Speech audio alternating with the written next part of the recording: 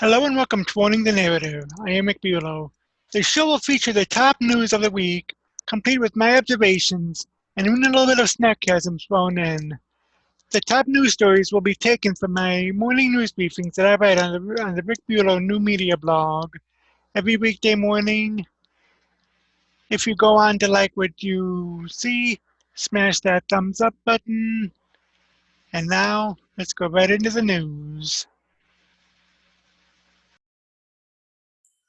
Last month, Georgia had enacted a tough voting rights law, and Major League Baseball had responded by yanking the All-Star Game from Atlanta, Georgia. That's leading to the GOP senators' push to end the MLB's antitrust deal. This coming from the Associated Press, and it says Major League Baseball game All-Star Game and yanked from Georgia over voting law. This was from this past Friday, writing. Atlanta lost Major League Baseball's summer All-Star Game on Friday over the league's objections to sweeping changes to Georgia voting laws that critics, including the CEOs of Atlanta-based Delta Airlines and Coca-Cola, have condemned as being too restrictive. The decision to pull the July 13 game from Atlanta's Truist Park amounts to the first economic backlash against Georgia for the voting law that Republican Governor Brian Kemp quickly signed into law March 25th. Kemp has insisted the law's critics have mischaracterized what it does, yet GOP lawmakers adopted the changes largely in response to false claims of fraud in the 2020 elections by former President Donald Trump and his supporters. The law includes restrictions on voting by mail and greater legislative control over how elections are run.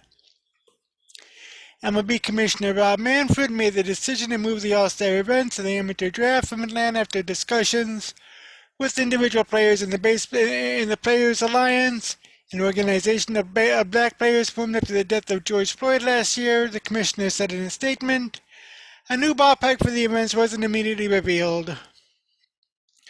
Manfred said he also spoke with the Major League Baseball Players Association, which at the time of the commissioner's decision said it had still not taken a stance. "I have decided that the best way to demonstrate our values as a sport is by relocating this year's All-Star Game and MLB Draft," Manfred said. Major League Baseball fundamentally supports voting rights for all Americans and opposes restrictions to the ballot box. The White House and President Joe Biden supports the decision. The president has made his concerns about the bill passed in Georgia clear, given its extreme provisions, that impact the ability of so many citizens seek to cast their votes, the White House said. He said earlier this week that if the decision was made by Major League Baseball to move the All-Star Game, he would certainly support that decision, and now that MLB has made that choice, he certainly does. In a statement, Trump blasted the move and urged his supporters to boycott baseball and all of the woke companies that are interfering with free and fair elections. Kemp called MLB's action a knee-jerk decision that means cancel culture and woke political activists are coming for every aspect of your life, sports included. If the left doesn't agree with you, facts and the truth do not matter. The attack on our state is the direct result of repeated lies from President Joe Biden and Stacey Abrams about a bill that expands access to the ballot box, and ensures the integrity of our elections, Kemp said in a statement, referring to the Democrat candidate when he narrowly defeated whom he defeated in the 2018 election. "I will not back down. Georgians will not be bullied." Georgia State House Speaker David Ralston, a powerful Republican, vowed to stand behind the new law, which adds strict identification requirements for voting absentee by mail, limits the use of ballot drop boxes, and makes it a crime to hand out food or water to voters standing in line, among many other provisions. Georgia Republicans say changes were needed to maintain voter confidence in the election law. Democrats and voting rights groups say the law will disproportionately affect communities of color. On Wednesday, two of Georgia's most prominent business leaders sided with the law's opponents. Delta CEO Ed Bastian labeled the law unacceptable, while Coca-Cola Chief Executive James Quincy called the legislation a step backward. The Atlanta Braves issued a statement saying the team is disappointed by Manfred's decision. We are saddened that the fans will not be able to see this event in their city, the team said. The Braves organization will continue to stress the importance of equal voting opportunities, and we had hoped our city could use this event as a platform to enhance the discussion. Los Angeles Dodgers manager Dave Roberts, who is to guide the National League All-Star team, applauded MLB for moving the game from Georgia. I think in a world now where people want and need to be heard, and in this particular case, people of color, for Major League Baseball to listen and do something about it, to be proactive, it sets a tone, said Roberts, the son of a black father and Japanese mother. Now Abrams, who has championed voting rights since her loss to Kemp, bested the new voting law. The Democrat is being closely watched to see if she seeks a rematch against Kemp in 2022. Georgia Republicans must renounce the terrible damage they have caused to our voting system and the harm they have inflicted on our economy, Abrams said. Atlanta Mayor Keisha Lance Bottoms, a Democrat, said she supports MLB's decision. Atlanta will no doubt share in the economic loss, though the Braves' home stadium is now located outside the city in suburban Cobb County. Unfortunately, the removal of the MLB All-Star Game from Georgia is the first of many dominoes to fall until the necessary barriers put in place to restrict access to the voting box or to the ballot box are removed. Bottoms said in a statement. Some Democrats from the Georgia County where the game was to be held said they oppose MLB's move. Lisa Cupid, the black chairman of the Cobb County Commission, said she urged the league to stay rather than to harm hotels and other businesses until we're still reeling from the coronavirus pandemic. State Representative Terry Anderwitz, a Democrat whose district includes the stadium, added, I don't know who Major League Baseball feels they are punishing. The governor, from his statement, has made clear he doesn't feel like he's being punished. The relocation of high-profile sports events from cities in response to social issues has a long history in the U.S. The NFL originally awarded the 1993 Super Bowl to Sun Devil Stadium in Tempe, Arizona, but decided in March 1991 to move it to Pasadena, California, after the state failed to make Martin Luther King Jr. an official holiday. Arizona became the last state to adopt an MLK holiday when voters approved it in November 1992. The NBA first scheduled its 2017 All-Star Game at the Spectrum Center in Charlotte, North Carolina, then shifted it in July 2016 because of its objections to a North Carolina law that limited anti-discrimination protections for LGBTQ people. The law was partially repealed in 2017, and the 2019 All-Star Game was held in Charlotte. Manfred said that despite a change of venue, MLB still plans to use the All-Star Game this year to honor Hank Aaron, the Braves Hall of Famer and former career home run champion who died on January 22nd at age 86. Houston Astros manager Jesse Baker, a former teammate of Aaron's, applauded the move and said the late outfielder always had the rights of the people in the forefront of his mind and in his heart. This is what Hank would have liked, even if it were his town. Baker told reporters. Now, I've not watched too much baseball since 2018. However, I have been keeping tabs on some of it, but I'm interested in seeing where it'll be this year, and let's find out if any of the other articles that I have mentioned that. I don't think they do, but just to be sure, there is this article coming up. I can pull it up here. There is this article from Fox Business Network entitled, hold on a minute. There we go. Entitled from Bree Stimson over at Fox Business Network. Ted Cruz and McLeod call for revoking MLB's antitrust status after All-Star Game pulled from Georgia. Major League Baseball should lose its decades-old antitrust exemption, two Republican U.S. Senators said Friday night. U.S. Senators Ted Cruz of Texas and McLeod of Utah both reacted after MLB announced it would be locating this year's All-Star Game and 2021 draft from Georgia over its new voting law. Why does MLB still have antitrust immunity? Lee tweeted, "It's time for the federal government to stop granting special privileges to specific favorite corporations, especially those that punish their political opponents." In his message, Lee retweeted a post by U.S. Representative Jeff Duncan of South Carolina, Republican, who was vowing to take similar action in the U.S. House.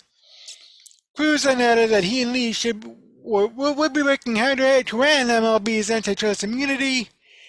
MLB's antitrust exemption has been in place since the 1922 Supreme Court decision, ruled that the league is a sport and not a business. The National Football League, National Basketball Association, and National Hockey League don't have the same exemption. The league made the decision to relocate the All-Star Game from the Atlanta area after pressure from those who say the voting law meant to make elections more secure by requiring ID from mail-in voting. Among other changes, is actually meant to suppress the vote. The game was to be played in July at Coors Park in Cobb County, Georgia, just outside Atlanta, the home of the Atlanta Braves. No new location has been announced yet. The new election law comes months after President Biden's win over former President Trump in the state last November, and a Democrat sweep in the state's U.S. Senate runoff elections in January. MLB Commissioner Rob Manfred said in a statement Friday, Major League Baseball fundamentally supports voting rights for all Americans and opposes restrictions to the ballot box, adding, "I've decided that the best way to demonstrate our values as a sport is by relocating this year's All-Star Game and MLB Draft." Other Georgia-based companies like Coca-Cola and Delta Airlines have also criticized the law. So like I said, weird things are happening, and adding on to Cruz and Lee calling to end Major League Baseball's antitrust exemption. There's this article from thehill.com that says GOP senators push to end MLB antitrust status. Republican Senators McLeod of Utah and Ted Cruz of Texas have joined calls to end Major League Baseball's antitrust exemption following the league's decision to pull the 2021 All-Star Game out of Atlanta. The MLB announced a move on Friday, saying it would relocate the game in protest of Georgia's new voting restrictions signed last week. The decision has sparked blowback from GOP lawmakers across the country. GOP Representative Jeff Duncan of South Carolina said earlier Friday that he had told his staff to start drafting legislation to remove the MLB's decades-old antitrust exemption in light of MLB's stance to undermine election integrity laws. An overwhelming bipartisan majority of Americans support requiring an ID to vote, and any organization that abuses its power to secure elections, or to oppose secure elections, deserves increased scrutiny under the law, he added. Hours later, Lee retweeted Duncan's post, adding, "Why does MLB still have antitrust immunity? It's time for the federal government to stop granting special privileges to specific favorite corporations, especially those that punish their political opponents." That in a tweet from Mike Lee. Cruz indicated his support for Lee's statement, tweeting that his colleague was exactly right. "Senator McLeod and I will be working hard to end MLB's antitrust immunity," Cruz wrote, adding the hashtag "Go Woke, Go Broke." Cruz later Friday tweeted a link to the MLB's list of official corporate sponsors, who the Texas senator claimed pressure to pull the All-Star Game out of Atlanta. "Do all of them oppose voter ID?" Cruz wrote. "Are all of them willing to be the woke enforcers of the corrupt Democrat Party? And do all hate the 75 million who voted for Trump?" Baseball's antitrust exemption dates to a 1922 Supreme Court decision, and under the 1988 Code Flood Act passed by Congress, MLB players maintain the same rights as other professional athletes under antitrust laws, but other aspects of the sport are exempt, including franchise relocation and broadcast negotiations. Other professional sports leagues, including the National Football League and the National Basketball Association, do not have the same exemption. The MLB earlier Friday announced its decision to pull the All-Star Game out of the peach state amid mounting calls to boycott businesses and events in Georgia that failed to condemn the state's newly enacted voting measures. The law requires voters to have a photo ID to submit an absentee ballot and limits the number of ballot drop box locations, among other provisions. Democrats and voting rights activists have condemned the law, arguing that it will disproportionately make it harder for voters of color to make their voices heard in elections. MLB Commissioner Rob Manfred defended the league's decision to move the game, writing in a statement that the move is the best way to demonstrate our values as a sport. Major League Baseball fundamentally supports voting rights for all Americans and opposes restrictions to the ballot box, he added. Now, one thing that I had seen in the article in the AP is that one of the laws or one of the restrictions in that law is no handing out of food or beverage to people waiting in line. That I disagree with, especially, considering in 2016, 2018, or especially in 2016 and 2018, when there were long lines, for one. For two, I used to work for the Voter News Service in 2000 and 2004. I did the exit poll where I was at a polling precinct all day, just handing out surveys to various people who came out of the voting box, or who came out of the polling place, and that. I mean, I admit some of those lines are extremely long. I mean, I remember, I think it was 2004, I was at a polling place, which happened to be next to a dog park. I think the place that I was at was a community center. I don't remember at the moment, but that's beside the point. Anyway, I saw that the line there was very long. Like, I want to say there was roughly about 100 to 150 people waiting in line to vote, and yeah, so those lines can be long. And I also remember, I think it was I want to say 2012, that there were a couple of long voting lines as well. As a matter of fact, my mom, and I do remember this well because I was living about 20 minutes away from my mom, and I was working the vote count, meaning that I went to the polling precinct and actually secured the voting, the final vote count. My mom left at 1 o'clock. I think it was 1 o'clock. Now, I had to be at the polling place by 7. I believe Mom had rolled into the house after she had voted. I think it was around 6:30ish. So she waited in line, or rather, should I say, she was away for 5.5 hours. I think she said that she waited in line for about 4 hours. I want to say, either that, or she saw that the line was long, left, then tried to come back, and the line was still long. But yeah, so those voting lines can be super long, and you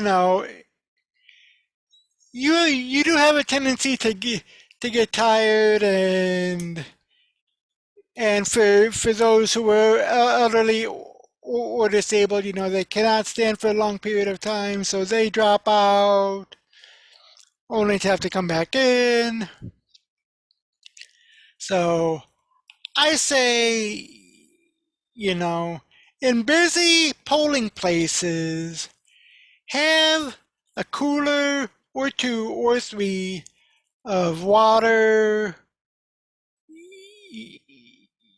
some sort of sports drink, maybe even like, now food I would say no, but definitely water, especially in places that tend to get hot, and or maybe like some coffee for those places that tend to get cold, because I know that the fall nip in the air up in the northern states. So yeah, that that's what I think should happen. Now, will it? I don't know, but it is something for many people to talk with their county elections officials and see if that comes, and see if there's something that can be worked out with that. And anyway, but there is this article from U.S. News and World Report. Georgia Governor vows a fight after the MLB Yanks the All-Star Game. News of Major League Baseball's decision to pull this summer's All-Star Game from Georgia over its sweeping new voting law reverberated among fans Saturday, while Governor Brian Kemp vowed to defend the measure, saying free and fair elections are worth any threats, boycotts, or lawsuits. The Republican governor said at a news conference that MLB caved to fear and lies from the liberal activists when it yanked the July 13 game from Atlanta's Truist Park. He added that the decision will hurt working people in the state and have long-term consequences on the economy. I want to be clear, I will not be backing down from this fight. We will not be intimidated, and we will also not be silenced, Kemp said. Major League Baseball, Coca-Cola, and Delta may be scared of Stacey Abrams, Joe Biden, and the but I am not, he said, referring to companies that have also criticized the new law. 3 groups have already filed a lawsuit over the measure, which adds greater restrictive control over how elections are run and includes strict identification requirements for voting absentee by mail. It also limits the use of ballot drop boxes and makes it a crime to hand out food or water to voters standing in line among other provisions. Critics say the law will disproportionately affect communities of color. Georgia Republicans say the changes were needed to maintain voter confidence in the election system, and the governor insists opponents have mischaracterized what the law does. Yet GOP lawmakers made the revisions largely in response to false claims of fraud in the 2020 elections made by former President Donald Trump and his supporters. Abrams, who has championed voting rights since narrowly losing to Kemp in the 2018 election, is among those who have spoken out against the law. The Democrats is being closely watched to see if she seeks a 2022 rematch. Baseball fans, meanwhile, remain divided on pulling the game from Georgia. Patrick Smith, a lifelong Braves fan in Ellisville, Mississippi, said he thinks the league made the right decision and noted that not taking a stand would have polarized some supporters. When governments restrict access to the ballot box, someone has to step in to encourage these entities to roll back those measures, he said. Laura Sweetman in Kahului, Hawaii, said it was a poor move by MLB because it wasn't based on the actual new voting law, but on political pandering and misinformation. Still, some fans are upset by the decision have called for a boycott of professional baseball. Well, while some fans are upset about the decision of call for a boycott of professional baseball, she says she will not stop watching games and her three grandsons are still learning the sport. They caved to pressure without considering the message this sends to fans who just want to enjoy the game and support their team, she said. We need to take politics out of sports. Like Dick Pagano, a baseball fan in Elk Grove Village, Illinois, said he will not watch or attend any games this year. They shot themselves in the foot, said Pagano, who added he will be disappointed to miss the planned Hank Aaron celebration during the All-Star Game because he once saw him play in the 1957 World Series. Aaron, who played for the Braves in Atlanta and Milwaukee for most of his career, faced extensive hate mail and racism as he closed in on breaking Babe Ruth's home run record. Jeffrey Gutterman, a retired mental health counselor in Fort Lauderdale, Florida, who calls himself an amateur baseball historian, said that the decision shows baseball changing with the times. I am surprised when people argue that moving it away from Atlanta is a bad move because it would bring lots of money to the area, he said. The question is what costs more, moving the All-Star Game or reinforcing the oppression of votes? Now, the league did not immediately respond to a request for comment Saturday. MLB Commissioner Rob Manfred previously said he made the call to move the All-Star events and the amateur draft from Atlanta after discussions with individual players and the Players Alliance, and an organization of black players formed after the death of George Floyd last year. A new ballpark for the events as it wasn't immediately revealed. Kemp also criticized the league for not trying to improve voter access in its home state of New York, where he said voters need an excuse to vote by mail and have fewer days of early voting than in Georgia. He said that the decision means cancel culture is coming for the American businesses and jobs. Trump also blasted the league's move while former President Barack Obama congratulated MLB for its decision, saying that there was no other way for baseball to honor Aaron, who always led by example. In the meanwhile, Republican U.S. Representative Jeff Duncan of South Carolina said he's asked his staff to begin drafting a bill to remove the league's antitrust law exemption in response to the decision. An overwhelming bipartisan majority of Americans support requiring an ID to vote, and any organization that abuses its power to oppose secure elections deserves increased scrutiny under the law, he said in a tweet. Baseball antitrust exemptions in place since the 1922 Supreme Court decision primarily allow MLB to prevent franchise moves without owner approval. Now, like I said, you know, I will be keeping an eye on this, and I might have more to say on this tomorrow. I know that I had read somewhere that I think Illinois Governor Pritzker is saying that MLB is welcome to have their All-Star game in Chicago. I think Wrigley Field was a place. I'll look at that and probably bring you that tomorrow. But in the comment section below, let me know what you think about the decision. Do you like it? Do you not like it? You know, what do you think about base? You know, where do you think the All-Star game should be held? And I'll see you in the next video. Continuing the discussion I had yesterday on Major League Baseball removing the All-Star game from Atlanta, conservatives are calling follower baseball's hypocrisy over the Georgia elections. This coming from my good friends over at thedailysignal.com, and it says, conservatives cry foul on baseball's hypocrisy over Georgia elections. Republican lawmakers are pushing back against Major League Baseball's decision to pull the All-Star game from Atlanta because of Georgia's new election law based on discredited claims that it suppresses voting. In a letter Monday, Senator Marco Rubio, Republican of Florida, asked Major League Baseball Commissioner Rob Manfred whether the league would give up doing business in China or Cuba, both communist nations that don't have free elections. Rubio's letter comes as congressional Republicans have raised the prospect of pulling Major League Baseball's antitrust exemptions that aren't provided to other sports leagues. Rubio also asked whether Manfred would relinquish his membership at Georgia's Augusta National Golf Club.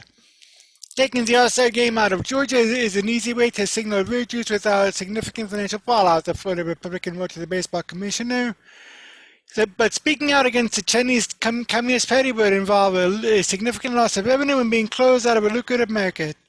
Rubio's letter continues, I am under no illusion that Major League Baseball will sacrifice business revenue on behalf of its alleged corporate values.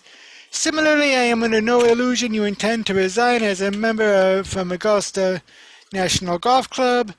To do so would require a personal sacrifice, as opposed to the woke corporate virtue signaling of moving the All-Star Game from Atlanta. Major League Baseball's business in China, known for its repressive communist government, was also a concern for Republican Senator Tom Cotton of Arkansas, who asked, Hey MLB, how many days of early voting are allowed in China? During an interview Monday on CNBC, Cotton talked about why corporate CEOs are facing pressure. I think they're afraid of left-wing attacks, and they're afraid of being attacked on cable news and in the newspapers that they read, Cotton said. They're worried about the very activist young social justice warriors that they've been working in their corporate headquarters. But I can tell you these CEOs do not speak for their entire workforce. Georgia's new law expands weekend voting, provides new voting machines and personnel for voting precincts with more than 2,000 residents, requires voters to fill in their driver's license number or other state identification on an absentee ballot as a form of voter ID, and restricts campaign workers from handing out food or drink to voters standing in line 150 feet from a voting location. Supporters of the law say it protects the integrity of elections, but opponents call it voter suppression.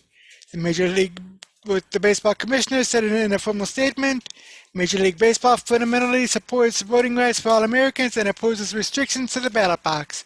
However, Manfred did not address what part of the new law he believed restricted voting.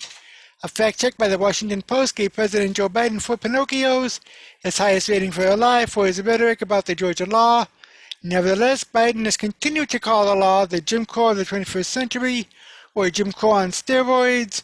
The president presumably meant the law was in some way worse than post-Civil War laws in the South that promoted segregation in schools and public accommodations, as well as allowed lynching and other violence against black Americans.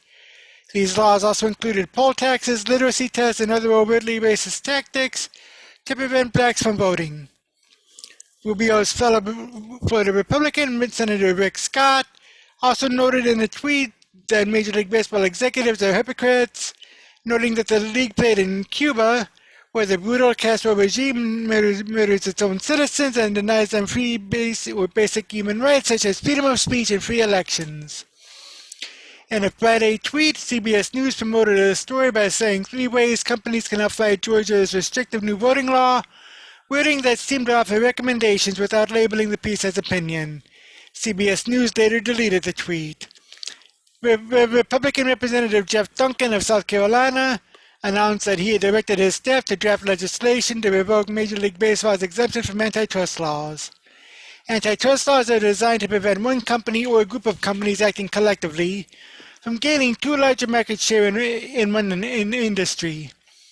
Major League Baseball has been exempted from antitrust laws based on a 1922 Supreme Court ruling that carved out an exemption to the Sherman Antitrust Act of 1890 for the league.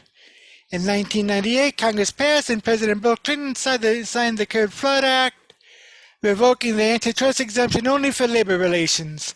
However, the law codified the antitrust exemption for matters involving relocation, league expansion, minor leagues, and other matters. The National Football League, National Basketball Association, and other professional sports leagues do not enjoy the same exemptions. Republican Senator Mike Lee of Utah agreed with Duncan on pulling Major League Baseball's antitrust exemptions. It's time for the federal government to stop granting special privileges to specific flavored corporations, especially those that punish their political opponents, Lee wrote in a retweet of Duncan. Republican Senator Ted Cruz of Texas concurred, asserting, I will be working hard to end MLB's antitrust immunity. Cruz also tweeted out a link to Major League Baseball's corporate sponsors asking, Do all of them oppose voter ID? Are all of them willing to be the woke enforcers of the corrupt Democrat Party? Ted Cruz tweeted out, these are the MLB's corporate sponsors who pressured to pull the All-Star Game out of Atlanta. Do all of them oppose voter ID? Are all of them willing to be the woke enforcers of the corrupt Democrat Party? And do all hate the 75 million who voted for Trump? Donald Trump Jr. tweeted Republicans should immediately revoke baseball's antitrust protections. Responding to Major League Baseball's decision to move the All-Star Game, Georgia Governor Brian Kemp said in a statement, Georgia and all Americans should fully understand what the MLB's knee-jerk decision means. Cancel culture and woke political activists are coming for every aspect of your life, sports included. If the left doesn't agree with you, facts and the truth do not matter. Representative Ilhan Omar, Democrat of Minnesota, claimed during a CNN interview that the Georgia law suppresses the vote. So our hope is that, this boycott will result in changes in the law because we understand that when you restrict people's ability to vote, you create a democracy that isn't fully functioning for all of us, Omar said. If we are to continue to be a beacon of hope for all democracies around the world, we must stand our ground. Now, as I had said yesterday, and as had been pointed out in this article, one of the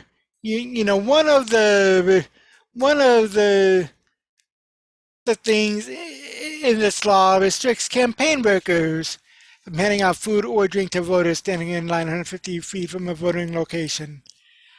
I say, because there are long lines at polling places, some people even waiting, 2, 3, 4 hours in line to vote, and they know that if they step out and they go to the back of the line, why not just have poll workers, county poll workers, those that check the ballot, those that check your ID against a voter registration list, and those that make sure that you put the ballot in the box, have them hand out at least water to voters standing in line. Campaign workers, I can see them being restricted because they have, because they work for a particular campaign. However, I say let the poll workers do that. But in other news along this line, the MLB did announce where they would have the All-Star Game. This coming from ESPN.com. Coors Field expected to host 21 All-Star Games, sources say.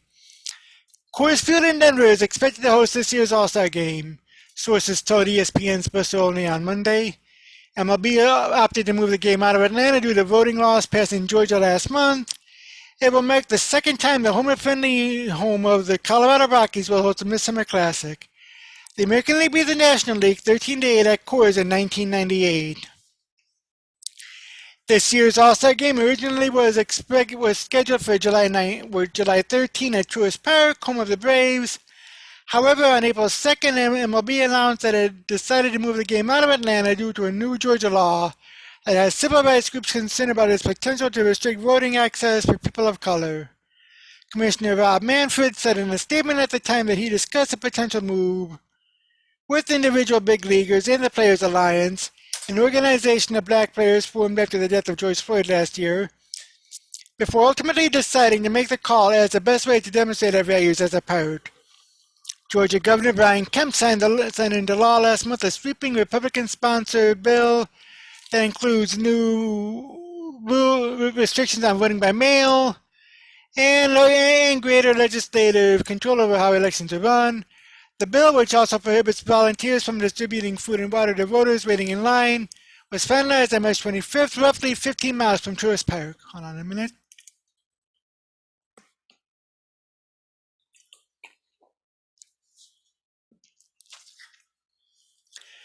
The new voting law came in the wake of the first Democrat victories in presidential and Senate elections in Georgia in a generation, which triggered repeated and proven assertions by former President Donald Trump that the state's election was fraudulent.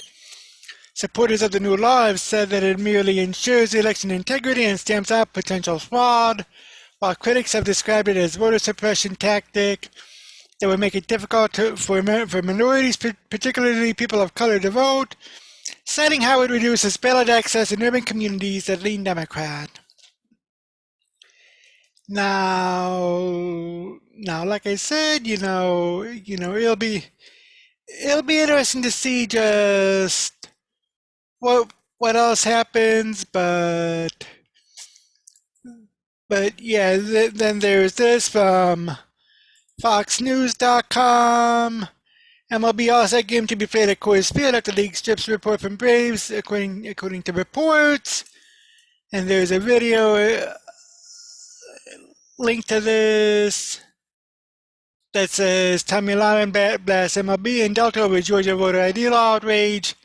Fox Nation host Tommy Lauren rips Atlanta CEOs for hypocrisy and objecting to state election law. Article says that the Colorado Rockies will host the 2021 MLB All-Star Game after the decision to move the event from Atlanta over Georgia's restrictive voting law, according to multiple reports.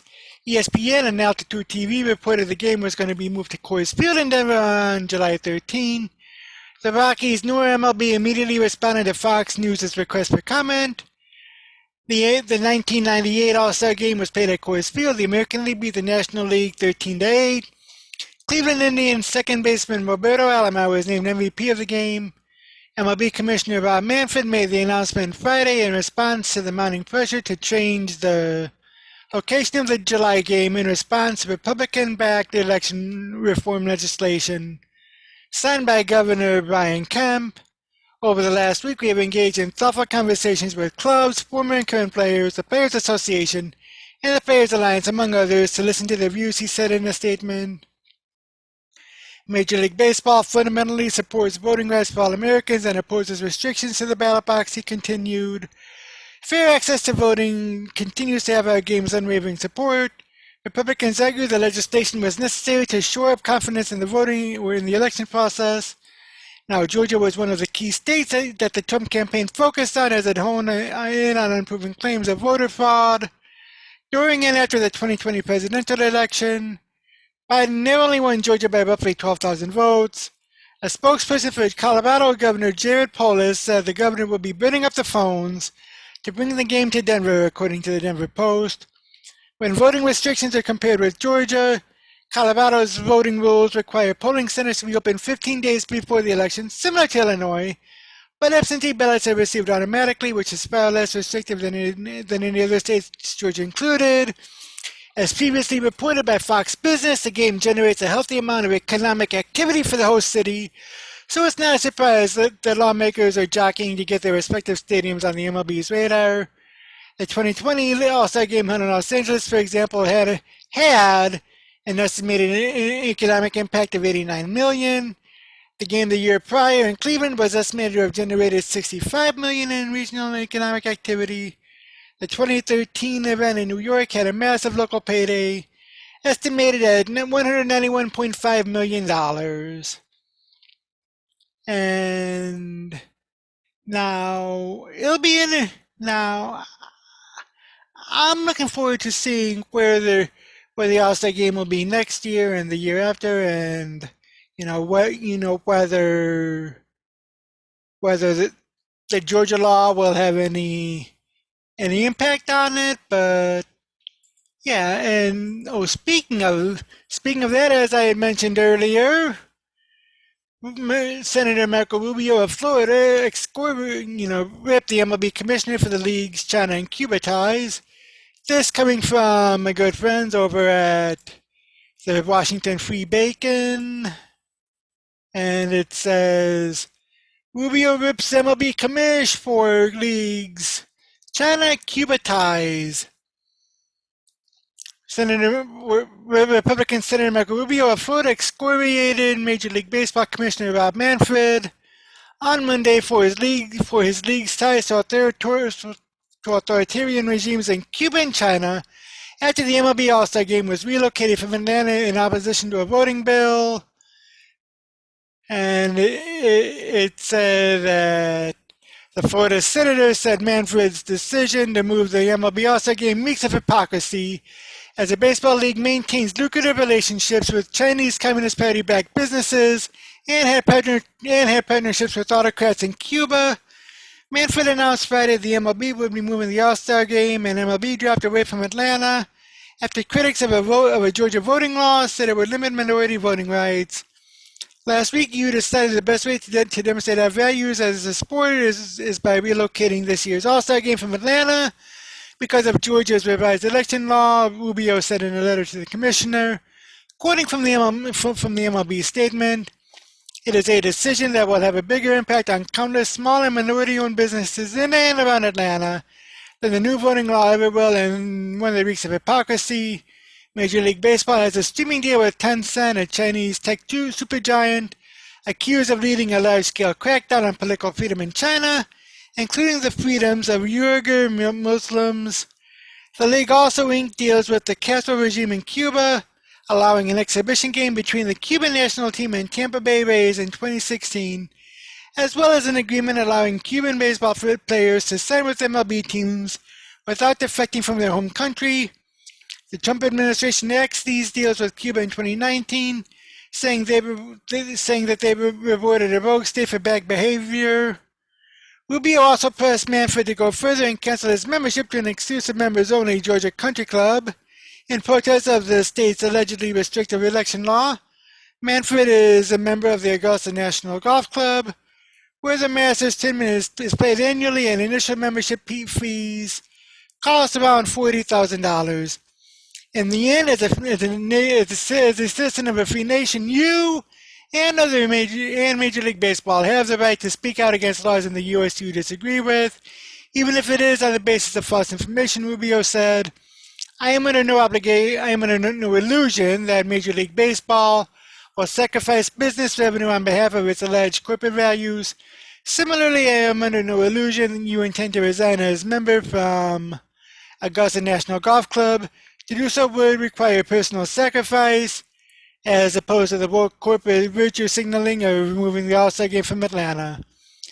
The letter comes days after Rubio called Georgia-based companies Delta Airlines and Coca-Cola woke corporate hypocrites for conducting business with China while protesting election laws within Georgia.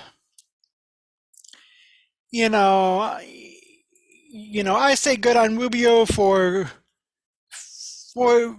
doing that, and he's someone that I'm looking forward that I have my eyes on in 2024 for president. I know that he ran in 2016, and if Trump decides not to run in 2024, there are a couple of people that I have eyes on, Rubio being one of them, naturally because I'm in Florida, and he's my senator, so definitely keeping an eye on that. Also keeping an eye on maybe Tim Scott, probably Ted Cruz. We're still just about a little over about 2 years out from people lining up to run in 2024. So I'll cross that bridge when I get to it. However, according to this, I'm looking forward to seeing just what'll happen in 2022 and 2023 as well with the All-Star Game. Where it's going to be held after all this and whatnot. But leave a comment below on what you think about Rubio's comments to the Major League Baseball commissioner. Also, let me know what you think about the Georgia law, and I'll see you in the next video.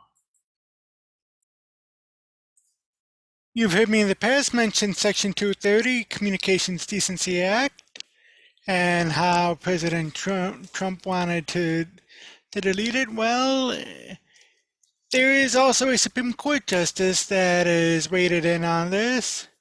This coming from my good friends over at the Washington Free Bacon. Justice Thomas suggests Section 230 may be unconstitutional. Comments from Supreme Court Justice Clarence Thomas on Monday will embolden opponents of major tech companies. In a case over whether President Joe Biden can block Twitter users from his personal account, Thomas wrote that Section 230, a federal law that protects online platforms from liability for content moderation, may violate the First Amendment. Thomas's concurring opinion in Biden v. Knight First Amendment Institute suggested that major social media companies can be treated as both common carriers and as as places of public accommodation, two designations that would restrict platforms' ability to bar free speech. Even if digital platforms are not close enough to common carriers, Thomas said, legislatures might still be able to treat digital platforms like places of public accommodation. The case addresses whether a government official, in this case Biden, can block third-party accounts from his personal account if it is at times also used to announce official actions and policies. It mirrors a case brought by the same institute against the Trump administration, in which the court ruled that Trump had unblocked third-party accounts. Though Thomas's opinion does not affect the outcome of Knight, it comes as a welcome surprise for advocates of greater controls on social media platforms and their ability to restrict users.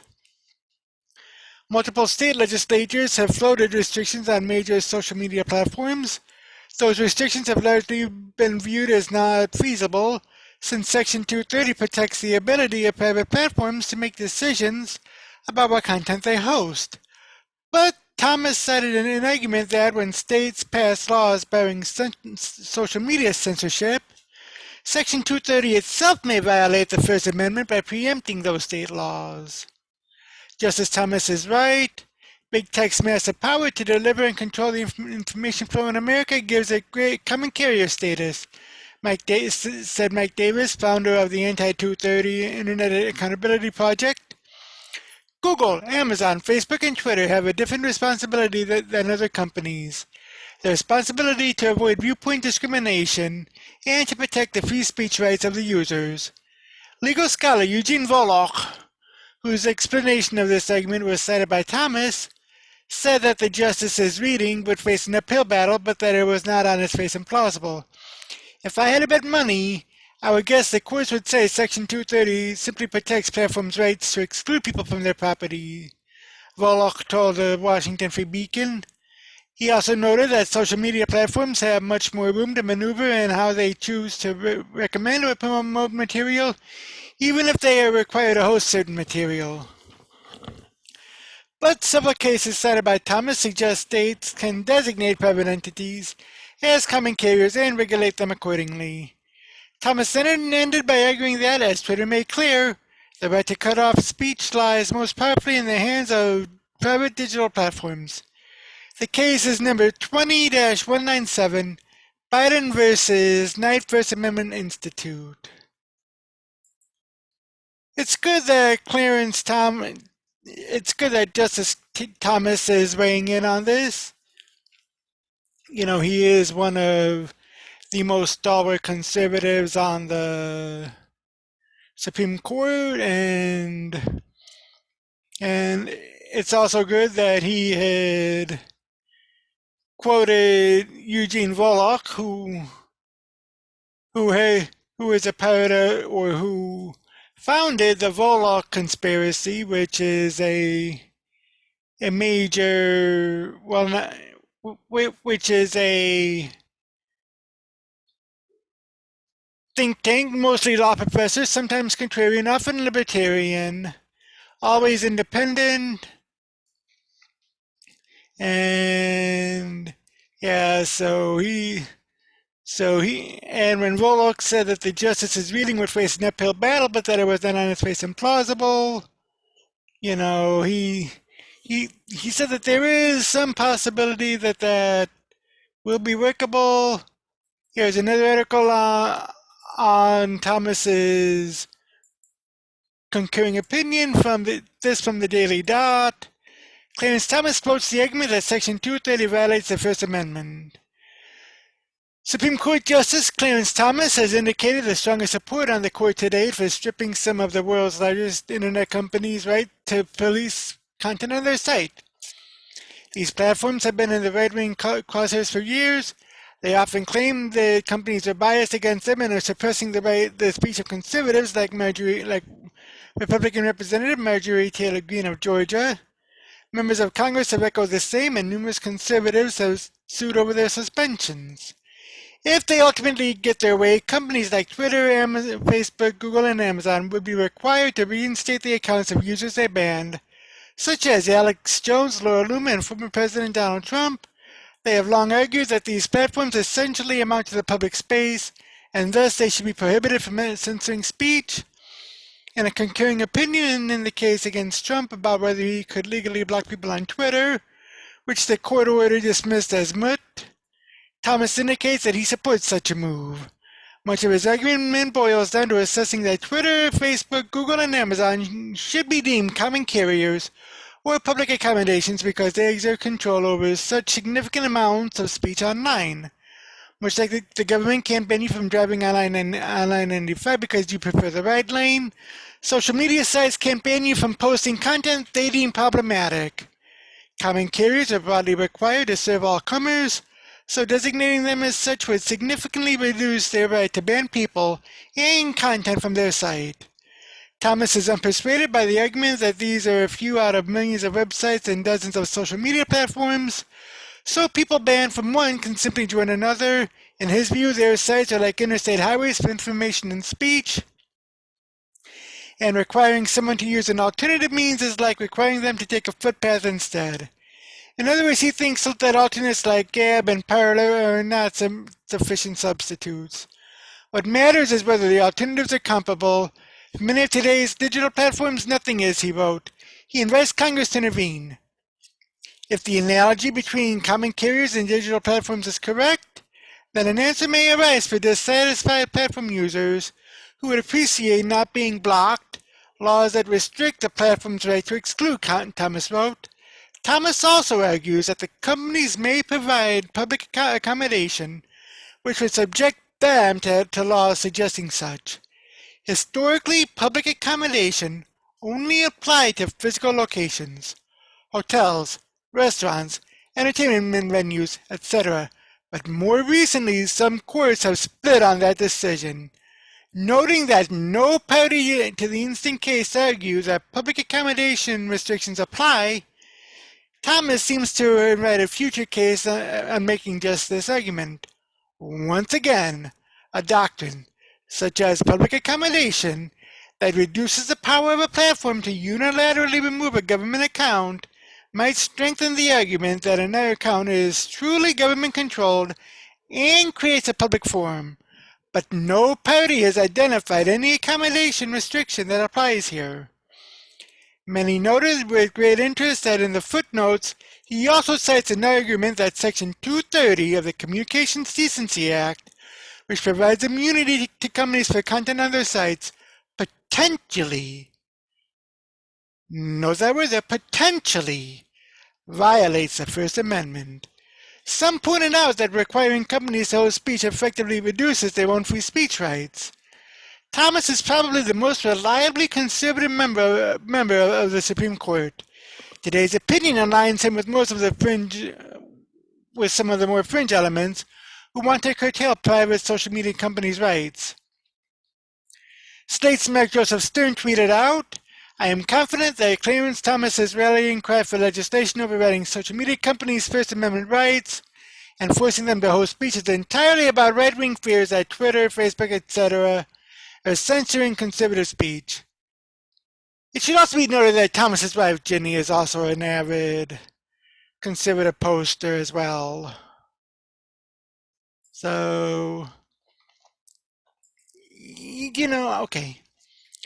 Not just Alex Jones, who I disagree with them. Laura Loomer, I've heard her a couple times, but not too much that I can formulate an opinion. But former President Trump, you have, I believe, Marjorie Taylor Greene, representative. You also have a couple of other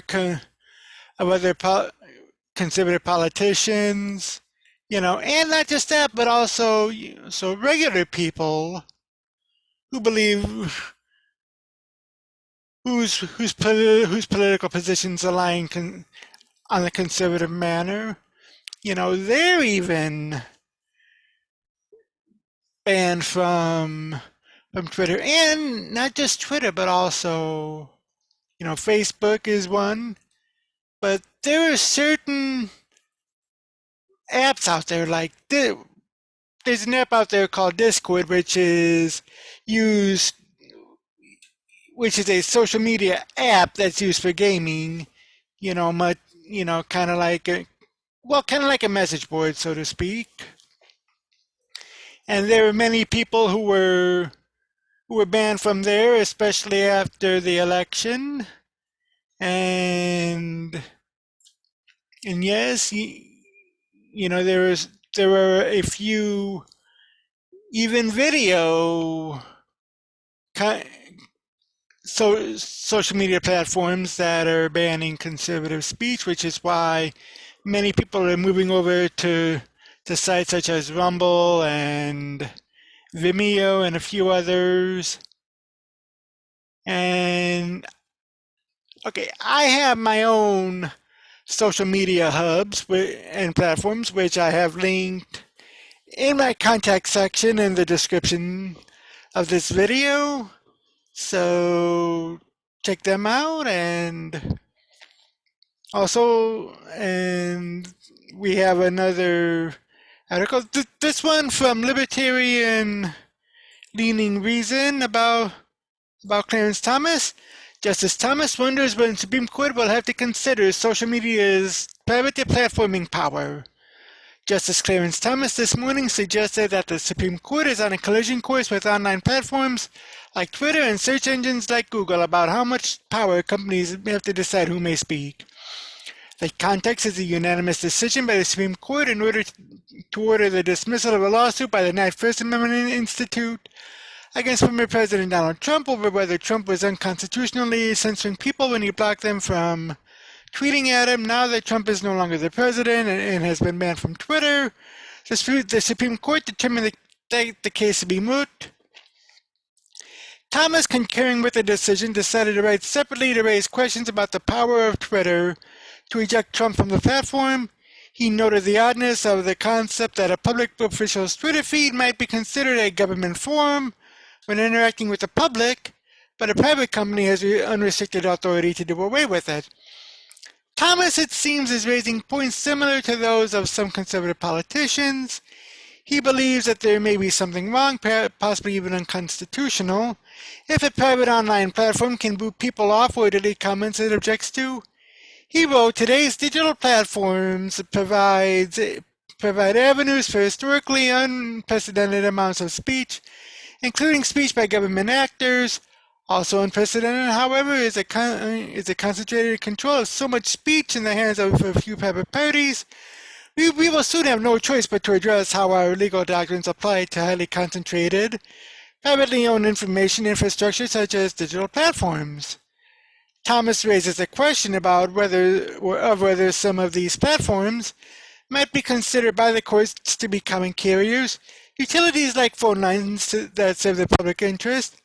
Now, if the courts conclude that they are, then it would be legal and not necessarily a violation of the First Amendment for the government to put restrictions on the ability to prohibit people from using the platform.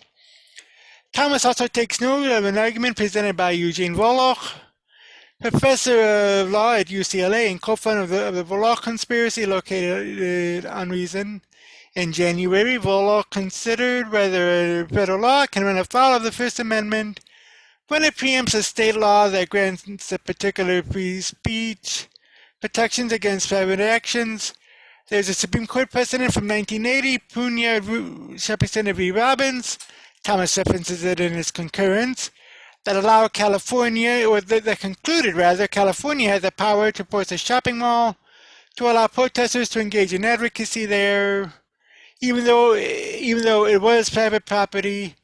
This precedent is potentially irrelevant due to the existence of the Section 230 of the Communications Decency Act of 1996, which specifies that websites and online platforms have the power to moderate and remove speech they find offensive, even if said speech is protected by the First Amendment. Section 230 is under attack by politicians who want to either force social media platforms to censor content that politicians don't like, or alternatively force platforms to host content that social media companies themselves don't like. Volokh has wondered if the primary precedent could potentially collide with Section 230 if a state passes a law that essentially starts treating social media platforms as common carriers and requires them to host users. Florida Governor on the Senate says he wants a law in the state to force social media platforms to host candidates. The law would, on the surface, appear to violate both Section 230 and the First Amendment rights of a platform to control whose speech it wants to host, but Volokh says it may be a little more complicated than that. Of course, I've embraced the argument that social media platforms, like malls, could be ordered to host certain types of political or activist speech. Volokh responded to Thomas's occurrence this morning by suggesting that Thomas isn't necessarily calling for tech platforms to be treated as common carriers, but he is noting that it seems like the Supreme Court is going to eventually have to weigh in on these complexities. As I read it, Justice Thomas is not arguing that platforms are already generally common carriers or government actors under existing legal principles. That argument is quite a stretch, and his analysis to me seems to largely reject that argument, except perhaps when the platforms are restricting speech in response to government threats. Rather, he is anticipating what might be done through legislation, and whether new state laws do treat platforms that are common carriers more or less are going to be seen as blocked by the First Amendment or 47 U.S. Code Section 230. His analysis of interests involved may also be relevant to whether such state laws violate the Dormant Commerce Clause. That's an issue the court will likely have to deal with in coming years. It's also worth noting that no other justices signed on to Thomas's concurrence, despite the Supreme Court's conservative leanings. If there is an interest among other justices to decide whether online platforms can legally be forced to host content, well, they're not showing it. And that's that. So we have a couple of articles that have been mentioned in this article from Reason, two more Reason articles. I might get into them. Well, I'll get into them tomorrow, but there is one more article on this. This coming from the Heartland Institute over on redstate.com. Section 230 does not protect big tech from state anti-censorship laws. As state legislatures look to protect their citizens' free speech rights with social media anti-censorship laws, we often hear that Section 230 of the Federal Communications Decency Act of 1996 preempts any such state laws. That line of thought is certainly what big tech wants people to believe, but that is also a misapplication of Section 230, which only shields big tech from civil liability suits regarding the censorship of sexually obscene or excessively violent material. In the vast majority of cases, political speech and cultural commentary are not sexually obscene or excessively violent. Whether investigating the reach and application of a law, the first thing a person should do is examine the language of the law itself. There are several plain language reasons why Section 230 of the Communications Decency Act does not apply to political free speech. First, the title of the law is the Communications Decency Act. It is not the Communications Ban Anything You Want Act, the Communications Political Correctness Act, the Communications Politeness Act, or the Communications Arbiter of Truth Act.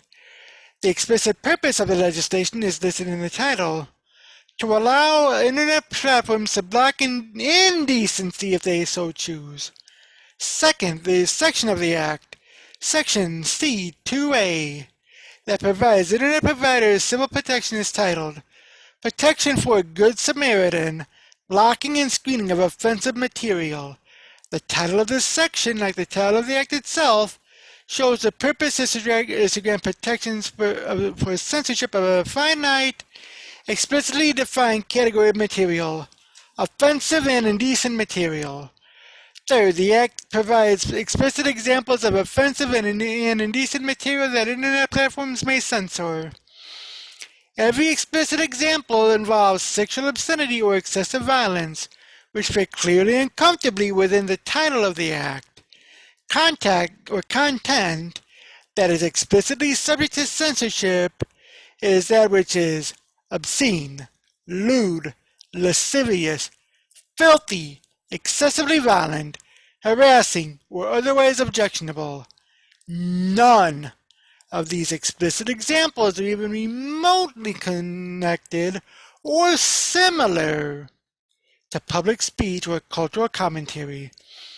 So how do big tech apologists argue that Section 230 gives them carte blanche power to censor and ban any speech they wish? They claim the final three words in Section C2A, or otherwise objectionable, mean that Congress intended to allow Internet platforms to censor and ban anything they please, well beyond material that is indecent and offensive. But of course, that begs the common sense question. Why would Congress explicitly tell the Act the Communications Decency Act if Congress intended to grant censorship protections regarding decent and indecent material alike?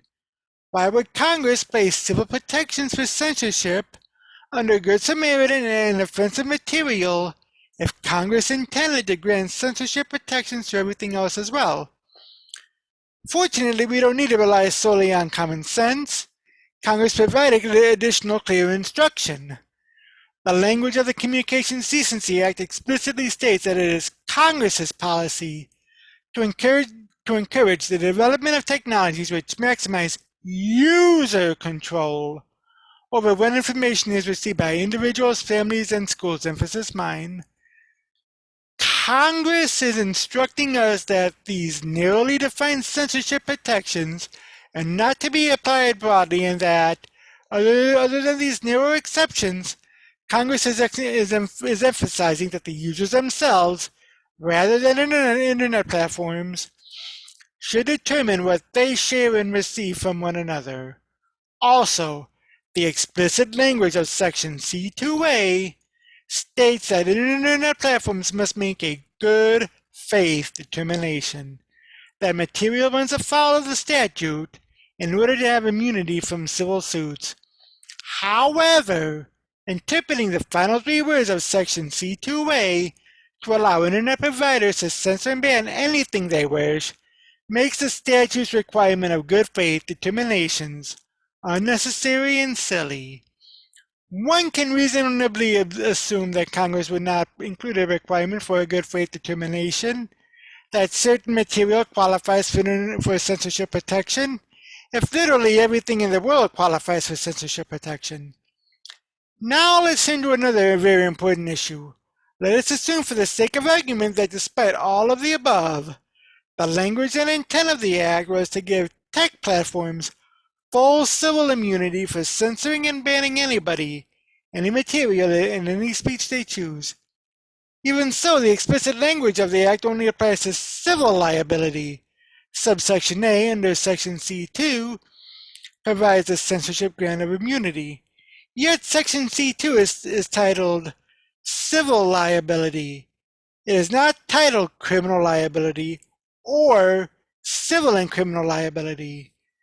The section and its grant of immunity for certain acts of censorship apply only to civil liability.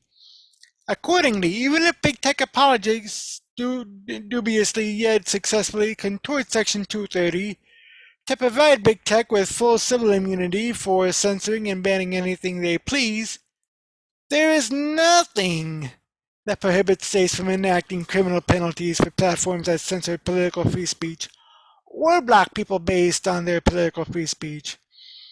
Tying all of this together, states should not feel constrained by Section 230 of the Communications Decency Act when contemplating enacting statutory causes of action against Internet platforms that censor political free speech or cultural commentary. There is nothing in Section 230 that prevents states from imposing, for example, civil fines of $100,000 for instance of an internet platform censoring political speech. Moreover, even if a dubious interpretation of Section 230 is imposed to immunize big tech from state law civil causes of action, states can nevertheless impose criminal penalties on internet platforms that censor political free speech, such as fines of $100,000 per act of non-indecency censorship. Despite big tech's best propaganda efforts, states are not powerless to protect political free speech of their residents. And that's that, but yeah, I mean, you know, I find it rather interesting, and like I said, okay, normally I don't read, two articles from the same website, but with with with Eugene Volokh of the Volokh Conspiracy, which is mostly law professors, sometimes contrarian, often libertarian, always independent. I might make an exception to it, and I might read them both tomorrow afternoon. In another article, but yeah, let me know in the comment section below what you think about Section 230. Also, let me know what you think about Justice Thomas weighing in on this, and I'll see you in the next video. Yesterday I had mentioned a couple of articles by Eugene Volokh of the Volokh Conspiracy over on Reason.com pertaining to what Justice Thomas had mentioned about rethinking legal status of digital platforms. Thomas, I'd read them, and here they are. Might be a little long, so I'll just do a little bit of a summary of both of them. The first one is, might federal preemption of speech protective state laws violate the First Amendment? Say that a state creates a law that protects speech more than the First Amendment does. For instance, say that the state law protects speakers against retaliation or exclusion by private employers, private educational institutions, private shopping mall owners, or private social media platforms. And let's say that Congress preempts that state law, for instance, allowing the private entities to restrict speech on their property or by their employees or students. Could that federal law potentially violate the First Amendment, even though it doesn't actually forbid speech but simply empowers private entities to do so? Vivek Ramaswamy's and Jed Rubenfeld's January 11th Wall Street Journal op-ed suggests that the answer is yes, and on reflection, I think there is a good argument for a version of that position, even though I'm not sure whether I'm persuaded by it myself. I therefore like to lay out in this post what I think is the best argument inspired by those claims, though not one that necessarily agrees with them in all the details. Number one, let us begin with the precedent. Because after all, remember, law is the only discipline in which that's an original idea is a pejorative. In 1943, Nebraska enacted a state constitutional provision that provided that employers and unions cannot require employees to join unions. In the Railway Labor Act of 1951, Congress preempted such state statutes, allowing but not requiring railroad employers and railroad unions to demand union membership as a condition of employment. Employees sued a railroad and union under the Nebraska state provision for imposing such a closed shop contract.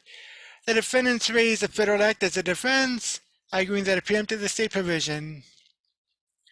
Goes on to say that the U.S. Supreme Court concluded that the Act's preemption of state law needed to be evaluated under the First Amendment, and concluded that the Act was substantively consistent with the First Amendment because mere compulsory membership in a union does not necessarily impair freedom of expression, in part because Congress endeavored to safeguard against that possibility by making explicit that no conditions to membership may be imposed except as respects the payment of union dues. And in Machinist versus Street in 1961, The court did suggest that the First Amendment would bar spending compulsory union dues collected under the Act for political causes which the coerced employee opposes, though the court avoided that constitutional problem by reading the statute to prohibit such extractions of dues for political purposes. Bulow goes on to say that questions under the First Amendment are presented when Congress preempts state law that protects speech against private action, because the federal statute is sourced by the power and authority by which any private rights are lost or sacrificed. Now, this does not necessarily mean that the private actor, employer in the union, somehow becomes a state actor, or more precisely a government actor. Fully bound by the First Amendment, that government action must be judged under the First Amendment, and there's a lot with that. So, number 2. Okay, now let's see how this principle might play out in 3 hypothetical contexts before we turn to Section 230. California has 3 state law rules that protect speech against private entities. One of them is based on the state constitution and the other 2 on state statutes, but that distinction doesn't matter for First Amendment purposes. One of them is that a California statute bars private employers from firing employees for their political activities. And about half the states have some version of those laws. Now let's say that Congress enacted a Private Shopping Mall Discretion Act, a Private Employer Discretion Act, and a Private Educational Institution Discretion Act, which allow but didn't require all privately owned shopping centers, employers, and educational institutions to exclude whatever speech they liked. And under Hansen and Denver area, apparently 2 cases, those statutes will be challenged under the First Amendment. And the Hansen-Denver area principle would allow visitors, employees, and students to sue under the state laws, and then try to use the First Amendment to invalidate any federal statutory defense that the defendants interpose. And it says, under Hansen and under the logic of Denver area, I think that even a content-neutral statute preempting such speech protections would be subject to First Amendment scrutiny. To be sure, the more forgiving intermediate scrutiny applicable to content-neutral speech restrictions. Now, if you're with me so far, let's see how this would play out as to Section 230, and in particular, Section 230, subsection C, subsection 2, subsection A. No provider or user of an interactive computer service shall be held liable on account of any action voluntarily taken in good faith to restrict access to or availability of material that the provider or user considers to be obscene, lewd, lascivious, filthy, excessively violent, harassing, or otherwise objectionable, whether or not such material is constitutionally protected. Now imagine that a state enacts a Social Media Common Carrier Act, which provides something like this. Just as phone companies are common carriers which may not deny service based on their users' viewpoints or other attributes, so social media networks may not terminate a user account or delete content supplied by a user based on the ideological viewpoint or factual assertions expressed by that user. And it says here that anyone who that assume that an act when itself violates the social media network's First Amendment rights, perhaps because a court would conclude that such a mandate is consistent with Puniard Shopping Center v. Robbins, Turner Broadcasting System v. CCC, and Rumsfeld v. Fair, all of which upheld some requirements that private entities open up their property to outside speakers. Those are complex questions, but questions for another day. Finally, note that the hypothetical rule isn't quite a traditional common carrier rule, but that there are many different ways to craft such non-discrimination mandates. And it says that users sue Twitter under the state law for banning them based on viewpoints that they have expressed. Twitter says the federal Section 230 preempts the state law, but the users respond that Section 230 is itself a speech restriction that must be evaluated under the First Amendment. Adapting Hansen, they argue Section 230 C2A is only permissive.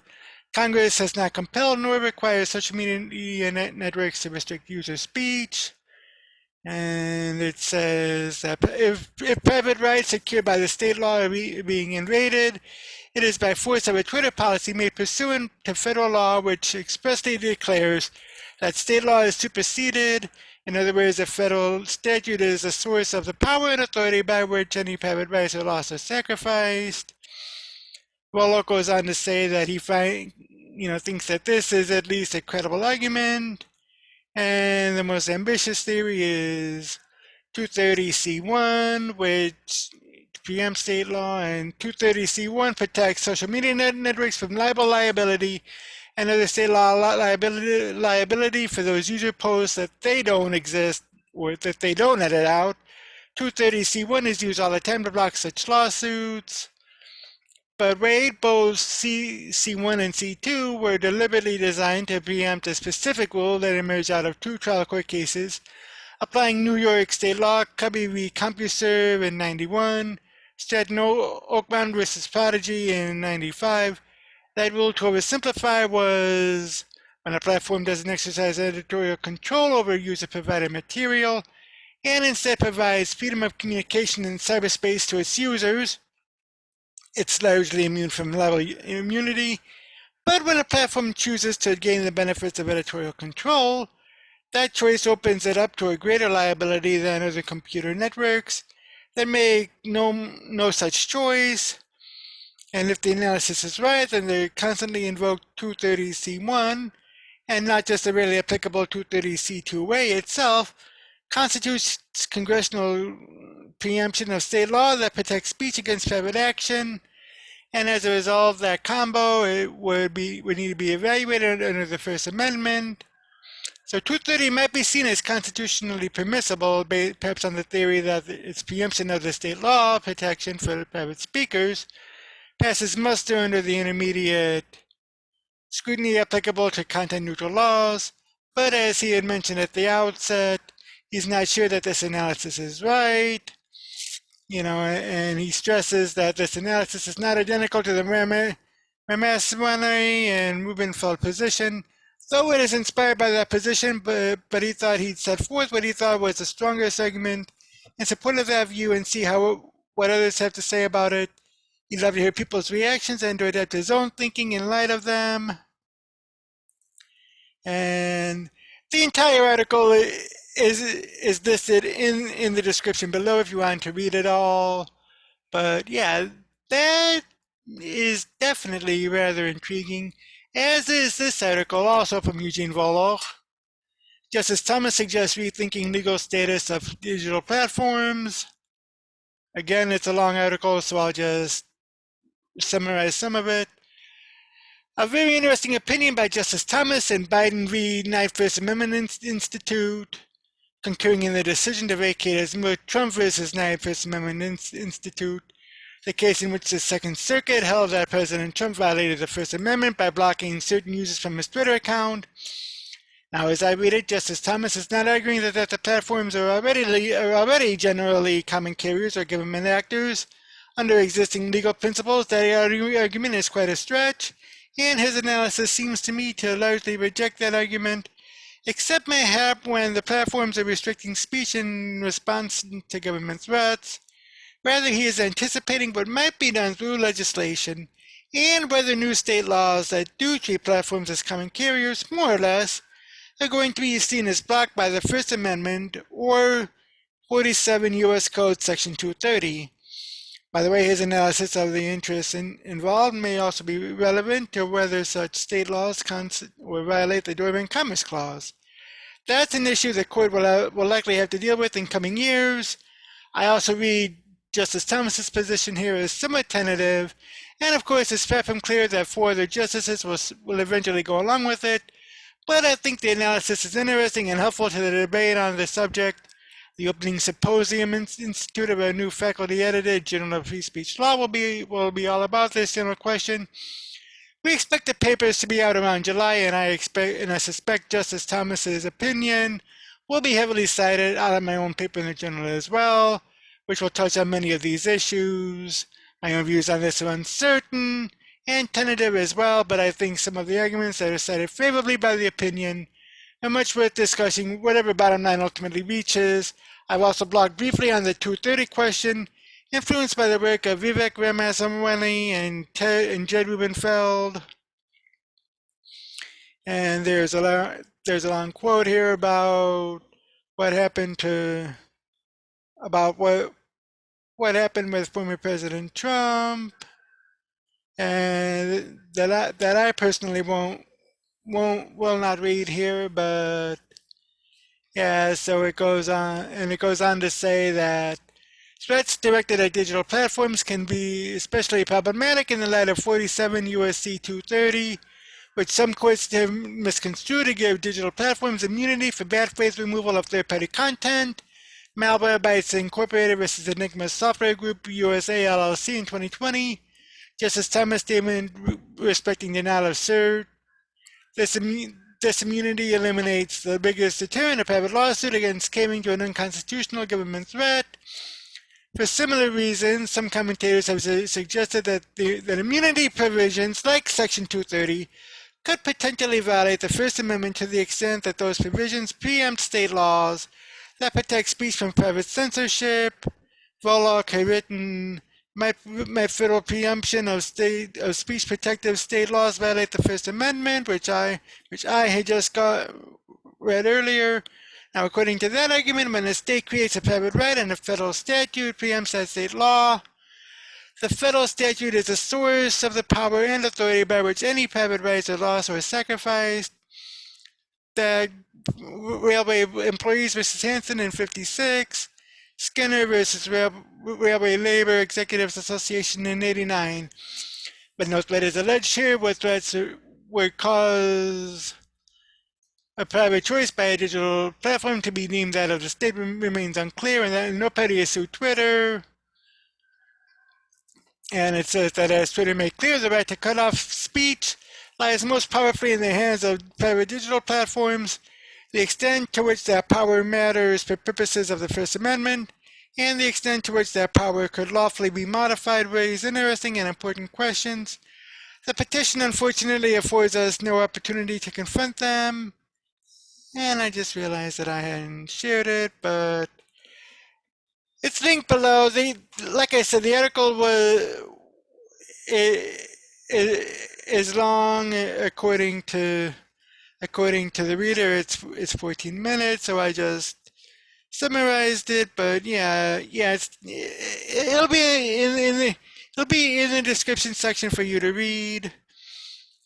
But I mean, there's that where Section 230, and my opinion, I think Section 230 and what happened with Major League Baseball are kind of intertwined, because Major League Baseball Commissioner Rob Manfred had moved baseball's All-Star Game from Atlanta, Georgia to Denver, Colorado, and this after pressure from Stacey Abrams, and this coming from Fox News.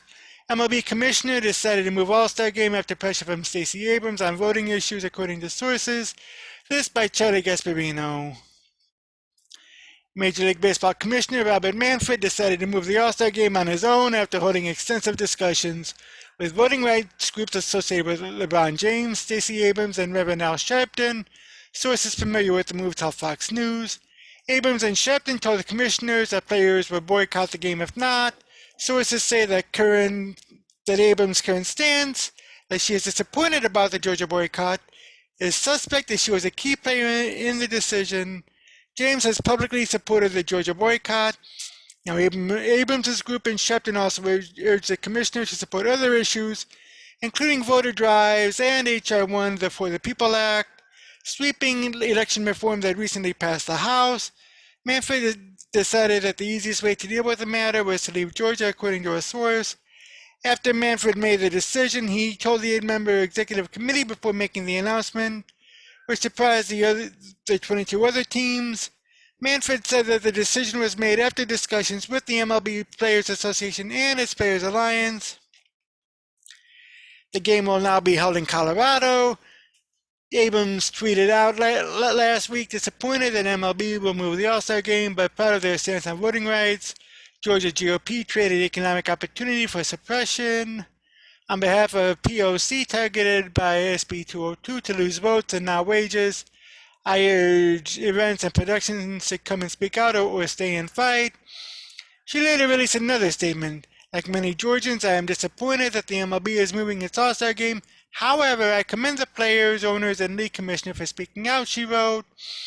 As I have stated, I respect boycotts, although I do not want to see Georgia families hurt by lost events and jobs. Georgians targeted by voter suppression will be hurt as opportunities go to other states. Abrams cannot immediately be reached for comment on her involvement in the decision.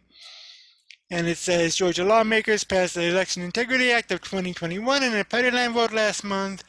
Following a contentious 2020 election cycle, the bill included restrictions on absentee and mail-in voting, increased legislative oversight of state elections, additional voter ID requirements, and restrictions on non-poll workers providing food and drink to voters waiting in line at polling centers. Republican supporters, including Georgia Governor Brian Kemp, touted the legislation as essential to ensuring the integrity of state elections. Now, as I had said earlier, this restriction on non-poll workers providing food and drink to voters waiting in line at polling centers, that I agree with.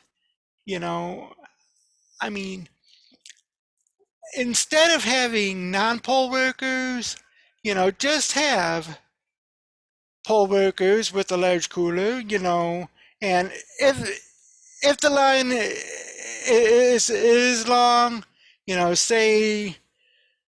I'll say that it'll take about 15 minutes to a half hour to vote, at least 15 minutes to a half hour to get in to vote. I say if there were elderly in the line, have the poll worker walk down, find out if people are comfortable or if they need any assistance, or even those who are young and disabled, if they need help or assistance, and offer them a bottle of water. You can go to Walmart or Publix or Winn-Dixie or some of the other big chain stores. You can pick up 5 to 6 cases of water and have a poll worker designated as the one to walk the line and see if people are busy. Especially in places where it's hot, like Florida, Arizona, the South, and in cold places like Illinois, Wisconsin, Michigan, Minnesota, have a bottle of, have a bottle of hot chocolate or coffee or hot tea or whatever, just so people can be comfortable in line and, ready to vote, and just make that a little bit easier on them. And there's this article from the Daily Wire based on what happened. This is an exclusive from Joe Morgan. Exclusive new Daily Wire poll shows woke politics could hurt MLB's bottom line. Major League Baseball and major corporations across the country are having trouble reading the room, according to the findings of a new national poll commissioned by the Daily Wire, which shows woke politics could hurt the league's bottom line and that of pandering corporations. For years, many in the media have argued that the increasing politicization of sports is not impacting viewership. Those who have expressed their distaste for teams and players getting involved in politics have been left out of the room, told their leadership will not be missed. They are looked at as being in the very small minority, a mere blip on the screen. The results of the Daily Wire's poll show that this line of thinking to be a swing and a miss, with Major League Baseball's decision to move their annual All-Star Game from Atlanta. Due to voter suppression, the Daily Wire wanted to gauge the pulse of the nation as it relates to the infusion of politics into sports and hired SurveyMonkey to interview 1,026 Americans over 18 in a representative sample that is 31% Republican, 34% Democrat, and 35% Independent. Now, to be clear, this is a random sample of Americans, not of Daily Wire members. The results are fascinating. According to the poll results, Major League Baseball's political activism is alienating fans. 64% of Americans, including a majority of MLB fans, Delta Online customers, and Coca-Cola's consumers, told the researchers that they are less likely to support companies and organizations that insert themselves into political issues and debates. 70% of all respondents agree with the statement. Corporations and sports teams should generally stay out of politics. Another interesting finding of the poll is that, despite an avalanche of negative media coverage, key provisions of Georgia's new election law are actually popular. 78% of respondents, including a majority of Democrats, MLB fans, non-white Americans, and all age groups, support the law's ID requirement for absentee voting. 63%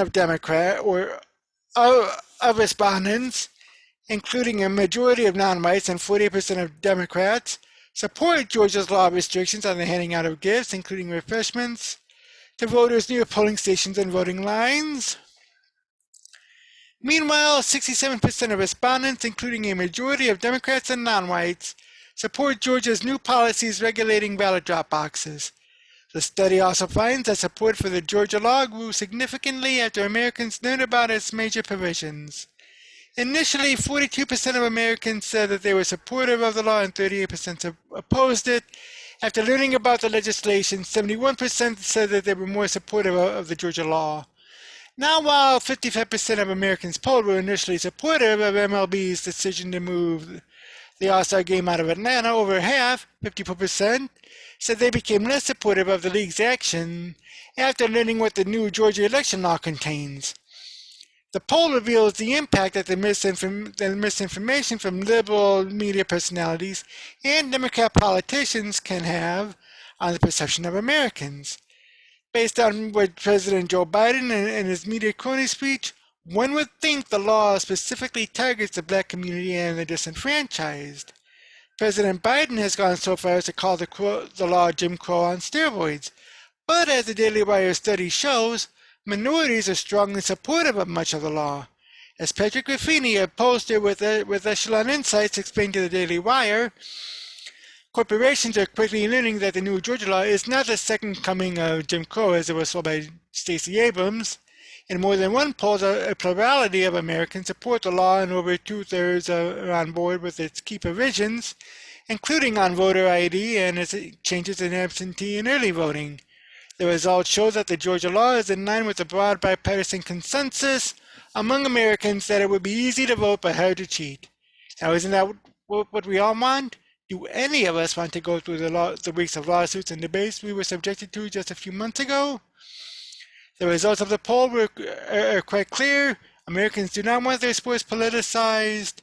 We tune into sports to get away from the vitriol that comes with politics.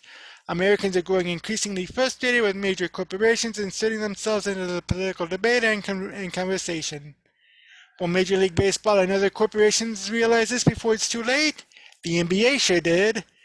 During the NBA restart in Orlando, NBA courts were plastered with Black Lives Matter slogans and social justice messaging was seen on the back of jerseys.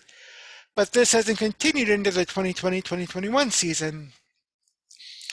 My sense is there will be some return to normalcy. NBA Commissioner Adam Silver told ESPN in October that those messages will largely be left to be delivered off the floor. And I understand those people who are saying, I'm on your side, but I want to watch a basketball game, Silver said. As it's becoming increasingly obvious that over half the country is turned off by sports becoming woke, leagues will have a decision to make. Do they continue to feed into the lies the left rams down our throats? Or will they take a step back, look at the facts, and make an informed decision? It's time to read the room. And that is so very true. It is time to read the room. I know that I, for one, am a huge sports fan, but am turned off by most of what I see as far as politics, as far as the politicization of of sports is concerned. But leave a comment below your thoughts on, on the MLB moving the All-Star Game from Atlanta to Denver. Also, let me know what you think about woke politics and if it could hurt MLB's bottom line. Let me know also what you think about Justice Thomas rethinking the legal status of digital platforms and whether federal preemption of speech protective state laws violate the First Amendment. And I'll see you in the next video. Earlier today, Prince Philip, who is the husband of Queen Elizabeth II, had passed away. And while England is upset, there have been a few well wishes from world leaders. This coming from Liberty Nation. Prince Philip dies at age 99. The husband of Britain's Queen Elizabeth II, Prince Philip, has died. He was the longest-serving consort of a British monarch, with a marriage that lasted 73 years. But his was not simply the role of a humble husband. As a prince in his own right, a decorated military man, a sportsman, and an artist, he carved out a reputation for both brilliance and cultural faux pas. Born in Corfu in 1921 to Prince Andrew of Greece, Philip would have been in line for the Greek throne if not for his father's exile after the Revolutionary War and the final dissolution of the monarchy in the 60s. In December 1922, the infant Philip was evacuated along with his family in a crib made out of a fruit box, then moving up on to Paris to stay in a house loaned by a distant relation. From an early age, the prince in exile made his mark in the military. Graduating top of his class as a cadet in the Royal Navy, he went on to have an illustrious career during the Second World War, stationed on battleships in the Indian Ocean and with the British Pacific Fleet. Philip met Princess Elizabeth while she was touring the Royal Navy College with her father, King George VI. The story goes that they fell in love, and Philip asked the king for permission to marry. Permission was granted, but only after Elizabeth's 21st birthday. On November 20th, 1947, the couple were married. The day before, King George bestowed Philip the royal title, Royal Highness, and the young groom became the Duke of Edinburgh. When Elizabeth ascended to the throne, she announced that Philip was to have place, preeminence, and precedence with her on all occasions and in all meetings, except where otherwise provided by Act of Parliament. Despite the pressures of rule, Queen Elizabeth has maintained that theirs was a happy marriage and that Philip was at all times her constant strength and guide. The British royal family is rarely far from the pages of the nation's tabloids. The latest Harry and Meghan Markle scandal is merely the tip of the iceberg when it comes to charges of cultural missteps and accusations of racism. Philip was often the cause of such uproars, yet he was all too aware of the image held of him in the public eye. Speaking to a dental conference in 1960, he said, "Dentapedology is the science of opening your mouth and putting your foot in it, a science which I have practiced for a good many years."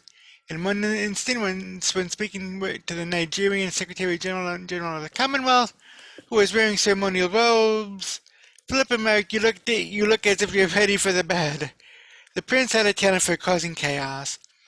However, despite the media tears at his near-constant dentapedology, the British public remained firmly in his corner, viewing him in the vein of a tipsy uncle at the wedding party. In his own words, he admitted that his actions may have made him appear a cantankerous old sod. With Prince Philip now gone, it seems that the remaining royals are of a somewhat different personality. All very politically correct and considered with media buzzwords, the passing of Philip may represent the age of an era for the royal family, and the beginning of a new way of ruling. And there's also this article from UPI.com. Prince Philip, longest serving consort of reigning British monarch, dies at 99. Prince Philip, the longest serving consort of a reigning British monarch, died on Friday. Buckingham Palace announced he was 99. The Duke of Edinburgh died after spending weeks in London hospitals and undergoing an unspecified heart procedure March 4th for a pre-existing condition. He first entered King Edward VII's hospital on February 16. It is with deep sorrow that Her Majesty the Queen announces the death of her beloved husband, His Royal Highness the Prince Philip, Duke of Edinburgh. Buckingham Palace said in a statement, His Royal Highness passed away peacefully this morning at Windsor Castle. The royal family joined with people around the world in mourning his loss. He was born Prince Philip of Greece and Denmark on June 10, 1921 in Greece, to Prince Andrew of Greece and Denmark and Princess Alice of Battenberg. At birth, he was in line for the thrones of both countries. As a baby, Philip and his family were evacuated to France after his uncle, Greek King Constantine I, was forced to abdicate as a result of losing the Greco-Turkish War. He was educated in various schools in France, England, Germany, and Scotland, and ultimately entered the Royal Naval College in Dartmouth. Philip served with the British forces during World War II and various stints aboard the HMS Ramillies, HMS Kent, HMS Shropshire, HMS Valiant, HMS Wallace, and HMS Whelp. He obtained the rank of commander before leaving the military in 1952. Philip became engaged to then Princess Elizabeth in 1947 after several years of courtship through her teenage years. The couple married on November 20th, 1947 at Westminster Abbey. One day after King George VI bestowed upon Philip the titles Duke of Edinburgh, Earl of Merioneth, and Baron Greenwich. Having renounced his Greek and Danish royal titles, Philip adopted his grandfather's surname Mountbatten, an anglicized version of Battenberg. Elizabeth ascended to the throne, and Philip became a consort in 1957 when George VI died. The Queen would go on to become the longest-serving monarch in English history. The Duke made his final official public appearance in 2017, attending the Royal Marines Charity Parade outside the Queen's London residence. In the 65 years of Elizabeth's reign before he retired, Philip made 22,219 solo engagements and 5,496 speeches. In the years just before and after his retirement, Philip was beset by a number of health issues, including hip replacement surgery in 2018, heart problems, and infections. He was patron of more than 750 organizations and had a particular interest in sports, including competitive carriage driving. He was chairman of the Duke of Edinburgh's Award, founded in 1956 to encourage youth physical activity, volunteerism, skills, and travel. It's what I like to describe as a do-it-yourself-going-up kit, the Duke said of the program. Prince Philip is survived by wife Queen Elizabeth, children Prince Charles, Princess Anne, Prince Andrew, and Prince Edward, grandchildren Peter Phillips, Zara Tyndall, Prince William, Prince Harry, Princess Beatrice, Princess Eugenie, Lady Louise Windsor, and James, Viscount Severn, and great-grandchildren Savannah Phillips, Olive Phillips, Prince George, Mia Tyndall, Princess Charlotte, Prince Louis, Lena Tyndall, Archie Mountbatten Windsor, August Brooksbank, Lucas Philip Tyndall, and Harry and Meghan Markle's yet-to-be-born daughter. It looks like Prince Philip had led a very long life, and he was defined by his role of husband to the British Queen.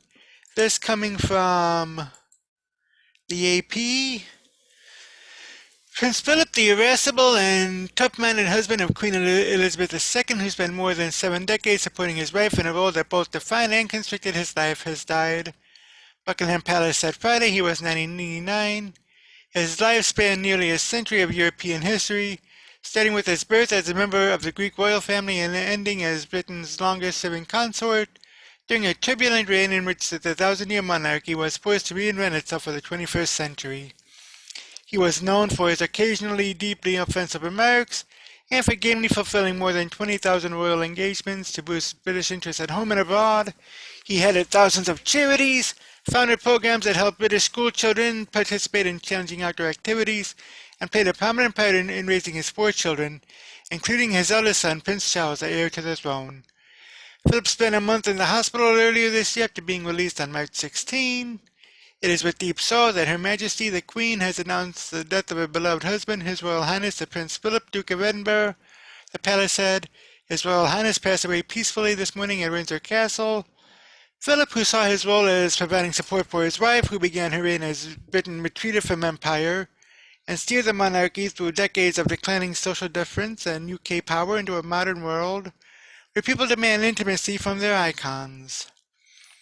In the 1970s, Michael Parker, an old Navy friend and former private secretary of the Prince, said of him, He told me the first day he offered me my job that his job, first, second, and last, was to never let her down.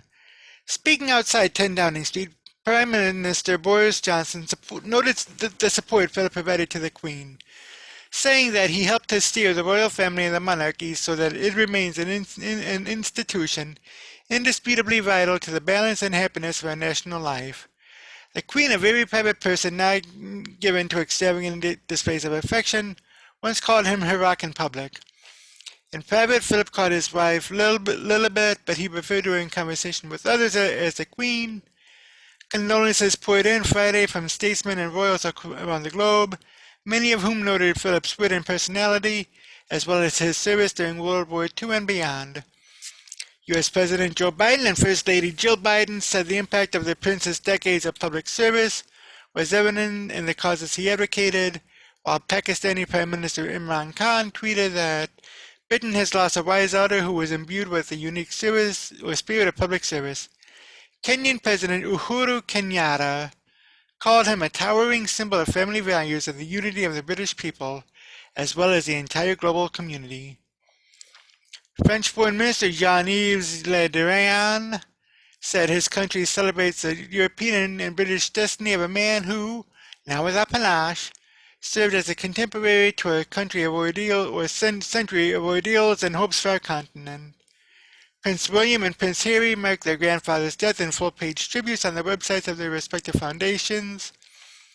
British politics were put on pause with figures from all parties expressing condolences. The government said all official flags would fly at half-staff across all UK government buildings. Over the decades, Philip's image changed from that of handsome, dashing athlete to arrogant and insensitive curmudgeon. In his later years, the image finally settled into that of a droll and philosophical observer of the times, an elderly, craggy-faced man who maintained his military despite ailments. The popular Netflix series The Crown gave Philip a central role. With a slightly racy, swashbuckling image, he never commented on it in public, but the portrayal struck a chord with many Britons, including younger viewers who had only known him as an elderly man. Philip's position was a challenging one. There is no official role for the husband of a sovereign queen, and his life was marked by extraordinary contradictions between his public and private duties. He always walked 3 paces behind his wife in public, in a show of deference to the monarch, but he played a significant role at home. Still, his son Charles, as heir to the throne, had a larger income, as well as access to the high-level government papers Philip was not permitted to see. Philip often took a wry approach to his unusual place at the royal table. Constitutionally, I don't exist, said Philip, who in 2009 became the longest-serving consort in British history, surpassing Queen Charlotte, who married King George III in the 18th century. He frequently struggled to find his place, a friction that would later be echoed in Prince Harry's decision to give up royal duties. There was no precedent, he said in a rare interview with the BBC to mark his 90th birthday. If I asked somebody, what do you expect me to do? They all looked blank. But having given up a promising naval career to become consort when Elizabeth became queen at age 25, Philip was not content to stay on the sidelines and enjoy a life of ease and wealth. He promoted British industry and science, espoused environmental preservation long before it became fashionable, and traveled widely and frequently in support of his many charities. In those frequent public appearances, Philip developed a reputation for being impatient and demanding, and was sometimes blunt to the point of rudeness.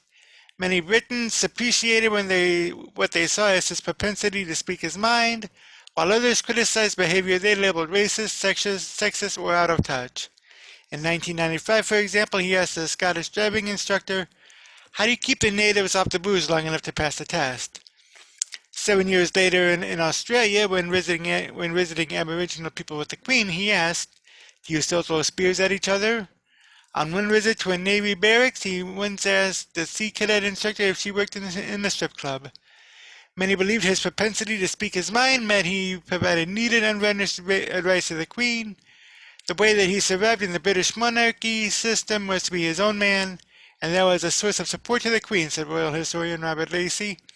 All her life, she was surrounded by men who said, "Yes, ma'am," and he was one man who always told her how it really was, or at least how he saw it. Lacey said at the time of the royal family's difficult relations with Princess Diana after her marriage to Charles broke down, Philip spoke for the family with authority, showing that he did not automatically defer to the Queen. Philip's relationship with Diana became complicated as her separation from Charles and their eventual divorce played out in a series of public battles that damaged the monarchy's standing. It was widely assumed that he was critical of Diana's use of broadcast interviews, including one in which she accused Charles of infidelity, but letters between Philip and Diana released after her death show that the older man was at times supportive of his daughter-in-law. After Diana's death in a car crash in Paris in 1997, Philip had to endure allegations by former Harrods owner Mohammed Al-Fayed that he had plotted the princess's death. Al-Fayed's son Dodi also died in the crash.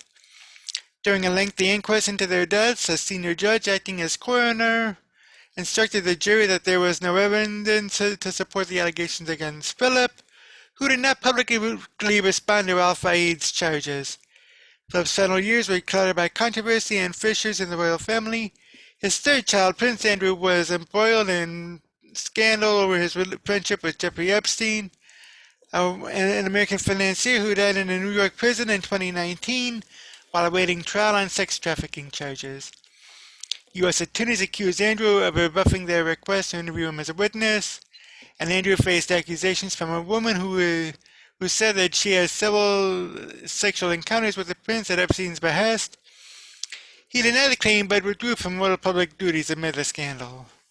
At the start of 2020, Prince Harry and his wife, the American former actress Meghan Markle, announced that they were quitting royal duties and moving to North America to escape intense media scrutiny that they found unbearable.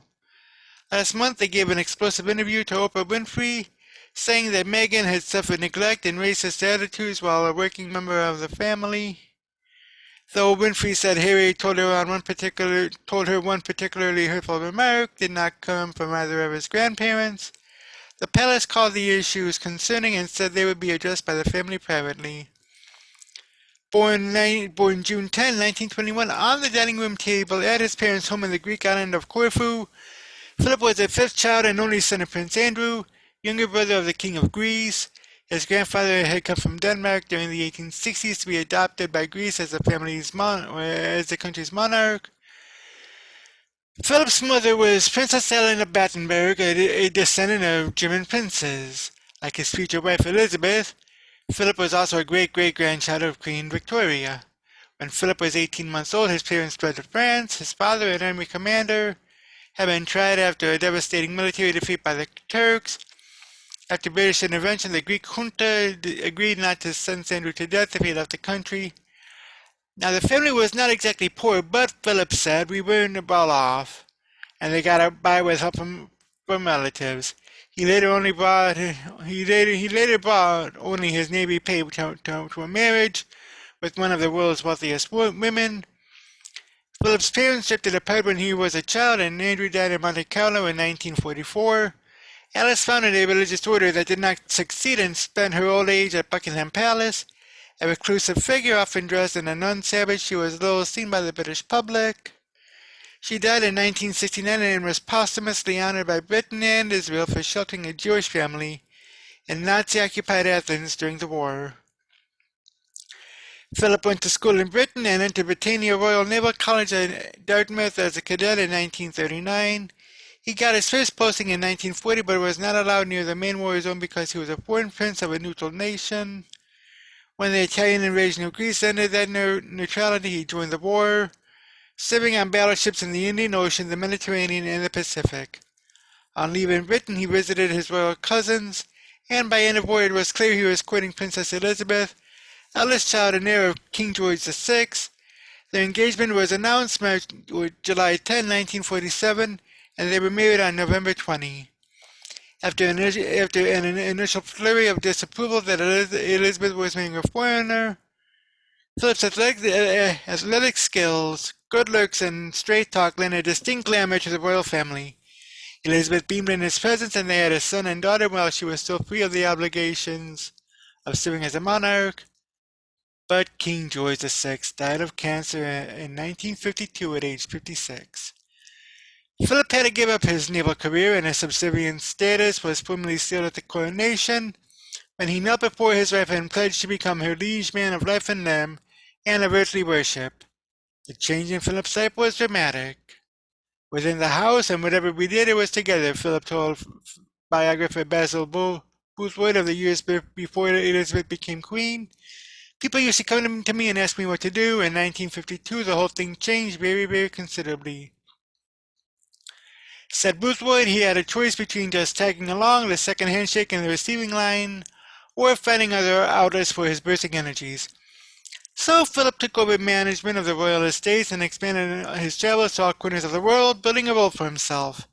From 1956, he was patron and chairman of trustees for the largest youth activity program in Britain, the Duke of Edinburgh's Award, a program of practical, cultural, and adventurous activities for young people that exists in over 100 countries. Millions of British children have had some contact with the award and its famous camping expeditions.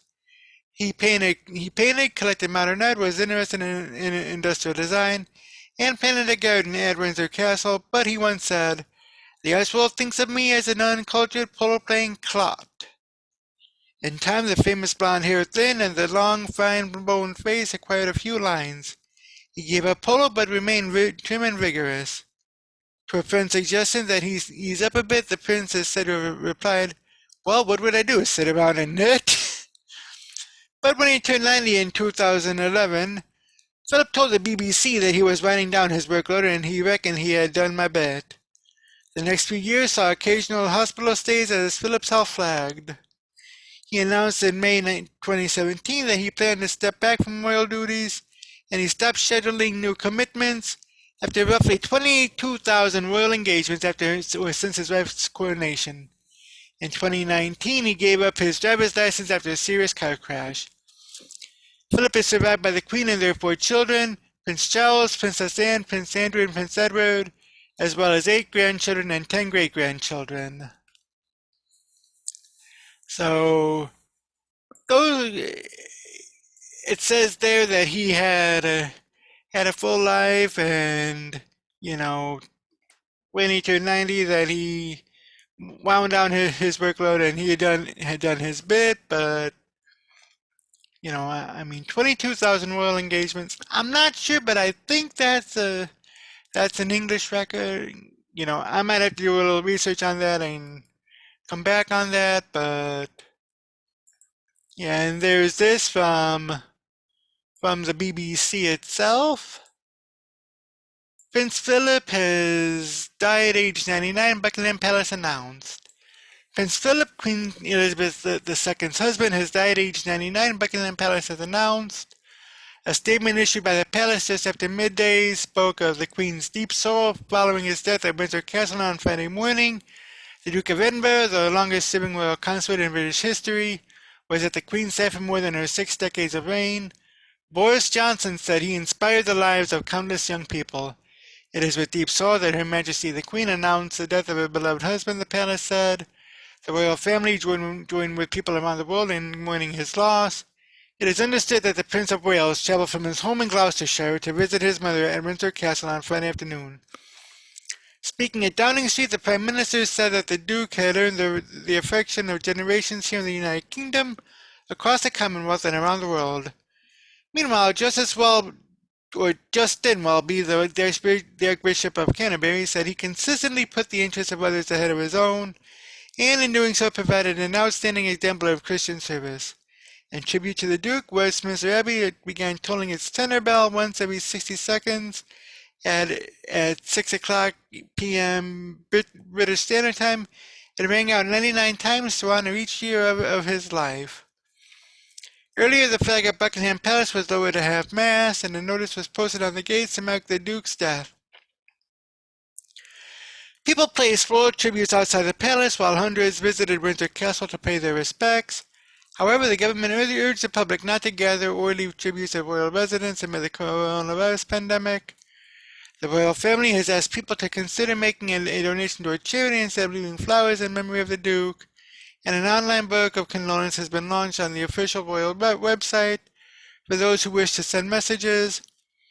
A message on the website of the Duke and Justice of Sussex's non-profit organization Archwell paid tribute to the loving memory of the Duke of Edinburgh, saying, "Thank you for your service, you will be greatly missed." From midday on Saturday, a 41-gun salute will take place for Prince Philip in cities including London, Edinburgh, Cardiff, and Belfast, as well as in Gibraltar and at sea from Royal Navy warships, the Ministry of Defense said. They will be broadcast online and on television for the public to watch from home. The BBC's royal correspondent Nicholas Witchell said it was a moment of sadness for the country, and most particularly for the Queen losing her husband of 73 years, a bigger span of years than most of us can imagine. He said Prince Philip had made a huge contribution to the success of the Queen's reign, including describing the Duke as utterly loyal in his belief in the importance of the role that the Queen was fulfilling and in his duty to support her.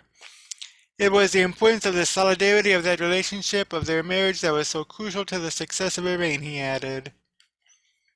A bank of photographers and cameramen were lined up among the growing number of tributes at Buckingham Palace on Friday afternoon, said BBC News reporter Mary Jackson. Ria Rama from Pimlico pulled up to the gates on her bike to lay flowers and a note saying, "Rest in peace, Duke." She said the news was super sad. To her, the Duke was a kind of stability that's so old-fashioned it's difficult to comprehend. He was a rock who brought integrity. Adam Horton Ward, 36, also arrived to leave lilies by the palace gates. He is visiting London from his home in France, but was so moved by the news that he wanted to rally around for the Queen's sake. "It's so sad. He's been with her for 73 years. If it wasn't for him, who knows if she would have gone through it," he said. The Duke's appeal, he added, was that he was almost normal with his gaffes. Now that normality is gone, he said. The Prince married Princess Elizabeth in 1947, 5 years before she became Queen. In March, the Duke left King Edward VII's hospital in central London after a month-long stay for treatment. He was admitted on 16 February after feeling unwell, and later underwent a procedure for an existing heart condition at another London hospital, St. Bartholomew's. This is a town that's seen many royal events over the years, both happy and sad. Today is one of quiet reflection. The sun is shining down on Windsor Castle this afternoon, but the mood outside is understandably somber. One young boy, Oscar, came with his mother to lay flowers. He left a card which read, "Your Majesty, so sorry about hearing about your amazing husband. It's really sad." Another woman told us, "I just wanted him to get to 100, he said, or she said. The flag here hasn't been lowered to half-mast. That's because it's a royal standard, which means the Queen is in residence. It's the one flag which remains at full mast. It was here that the Duke spent his last weeks after being discharged from the hospital. Inside the castle, the Queen, now a widow, is in mourning for her husband who has always been by her side. Prince Philip's funeral will take place at St. George's Chapel, Windsor, but the arrangements have been amended in light of the coronavirus pandemic, the College of Arms said in a statement. It added that the funeral will not be a state funeral and the Duke will not lie in state. The Duke will, however, lie at rest in Windsor Castle ahead of a funeral, the College of Arms said, in line with custom and with His Royal Highness's wishes.